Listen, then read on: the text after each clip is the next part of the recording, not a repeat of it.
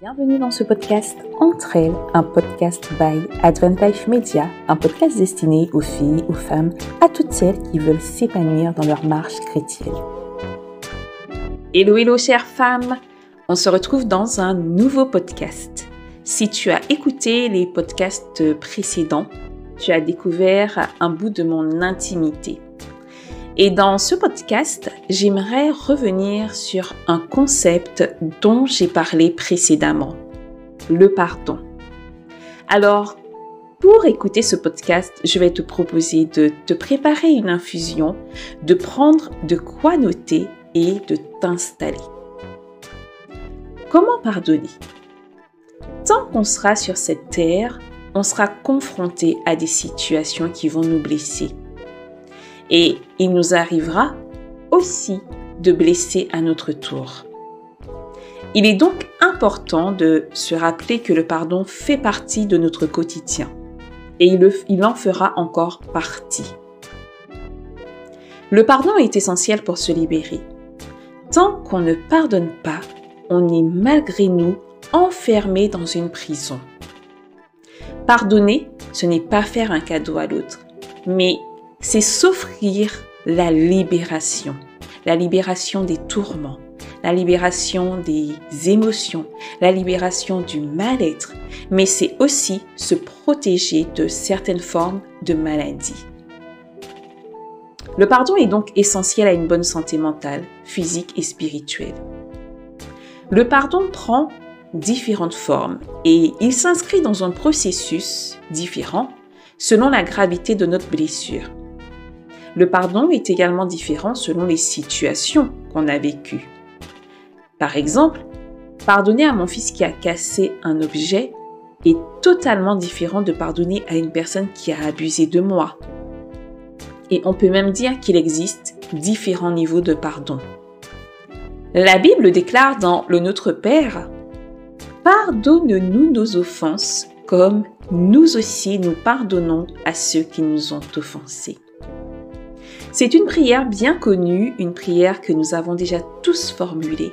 Mais est-ce si simple que cela? Non. Il est difficile de se relever d'une situation qui nous a brisés, mais c'est possible, chères sœurs. Pardonner nécessite de poser des limites claires. Pardonner implique de faire le deuil de la relation passée et décider de la forme que prendra cette relation. Après avoir posé ces bases, j'aimerais qu'on définisse ce qu'est n'est pas le pardon. Le pardon, ce n'est pas oublier ce qui s'est passé ou faire comme si ça n'avait jamais eu lieu. Le pardon, ce n'est pas minimiser sa douleur au détriment de l'autre. Il est important de faire un état des lieux de son être. Comment je me sens? Qu'est-ce que je ressens? Comment je me perçois? Mais il est aussi important d'accepter que quelque chose en moi a besoin d'être reconstruit. Le pardon n'induit pas systématiquement la réconciliation ou la restauration de la relation. Dans certains cas d'ailleurs, ce n'est pas possible, soit parce que on n'est plus en contact avec la personne ou qu'elle est décédée. Reprendre une relation avec une personne qui nous a blessés ou qu'on a blessé est un choix personnel et nécessite que les deux parties soient d'accord.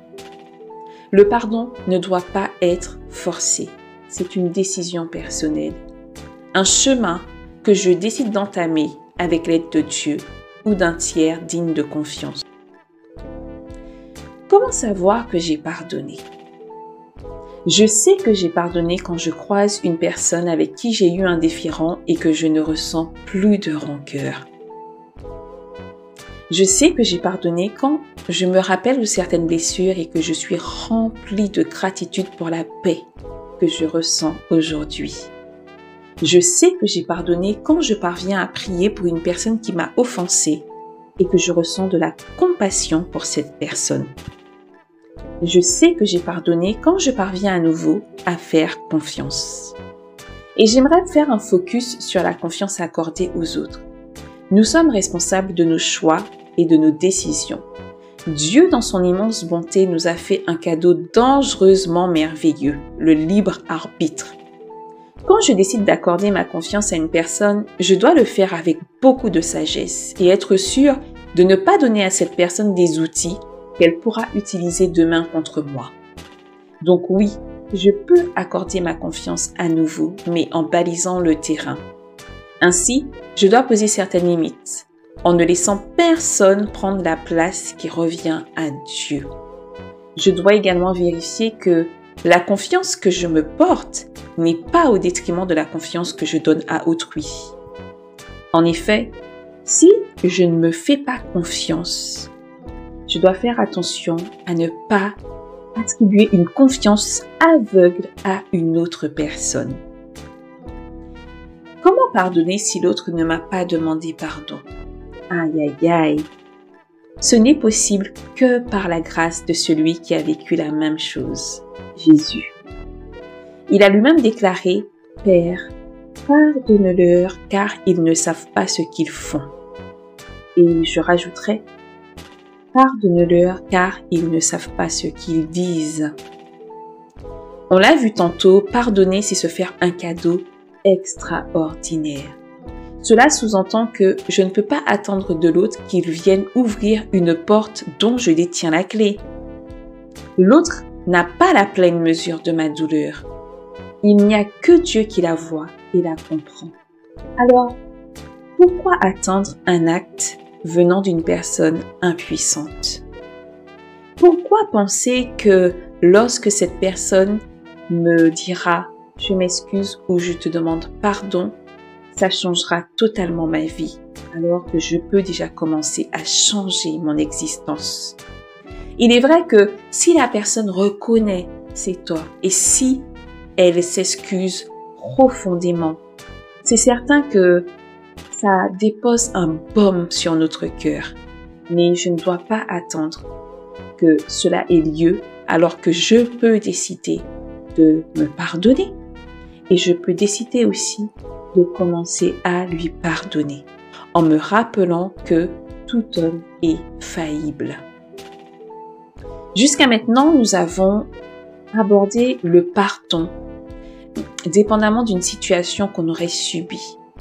Mais il existe aussi des situations où c'est nous qui avons fait du tort à une autre personne. Et comment réagir?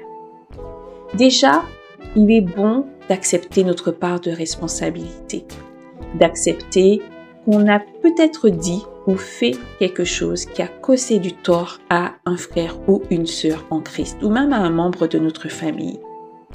Et on doit s'approcher de Dieu déjà avec un cœur repentant et demander à Dieu de créer des occasions durant lesquelles on pourra s'excuser ou demander pardon à l'autre. Mon ami, si tu as connaissance d'une situation où tu as blessé, libère cette personne s'il te plaît. Contacte-la, écris-lui, prends rendez-vous avec cette personne et demande-lui pardon. Ainsi, tu te libéreras de toute situation conflictuelle sur la terre. Il est important, tant qu'on est sur la terre, de faire le point. Il est important de vérifier qu'il n'y a aucun lien qui nous rattache à quelqu'un. Et pas un bon lien, mais un mauvais lien. Il est important de vérifier qu'il n'y a rien entre nous et une autre personne. Parfois même des situations dont nous n'avons pas connaissance. Parce qu'il est vrai qu'on peut être maladroit. Il est vrai qu'on peut parler à la légère et sous couvert de la rigolade, dire des choses. Mais ces choses ont un impact sur l'autre. Et nous devons vérifier que nos propos ou nos actions n'ont pas causé de tort à quelqu'un. Dieu voit notre manière de vivre et il connaît aussi tous les litiges auxquels nous sommes confrontés sur cette terre. Et ce qu'il veut, c'est que nous puissions prospérer à tous égards comme prospère l'état de notre âme. Mais comment peut prospérer mon âme si je suis blessée? Comment peut prospérer mon âme si j'ai un problème avec quelqu'un? Comment peut prospérer mon âme si je sais que j'ai fait du tort à quelqu'un et que je ne demande pas pardon à cette personne? Parfois, c'est vrai, ces personnes refusent qu'on reprenne contact avec elles. mais on peut devant Dieu se libérer de cette situation et se repentir.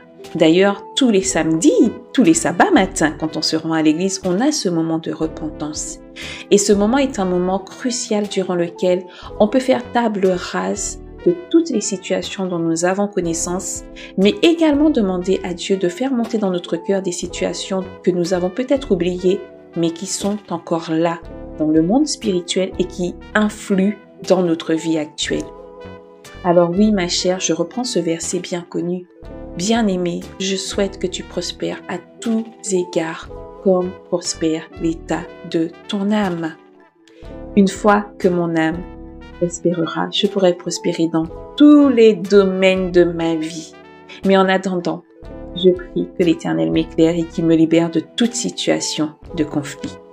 Chère sœur, je prie que ce podcast te donne le courage de mettre la clé dans la serrure de ta prison. Je prie que ce podcast te donne l'envie de quitter cet espace d'enfermement. Il y a tellement de belles choses à venir, des choses dont tu te prives aujourd'hui à cause de cette blessure. Avec Dieu, le meilleur est hors de cette prison du non-pardon. Alors, accepte de pardonner, accepte de demander pardon et tu verras comment ta vie va être transformée. Sois béni et on se dit à bientôt pour un nouveau podcast.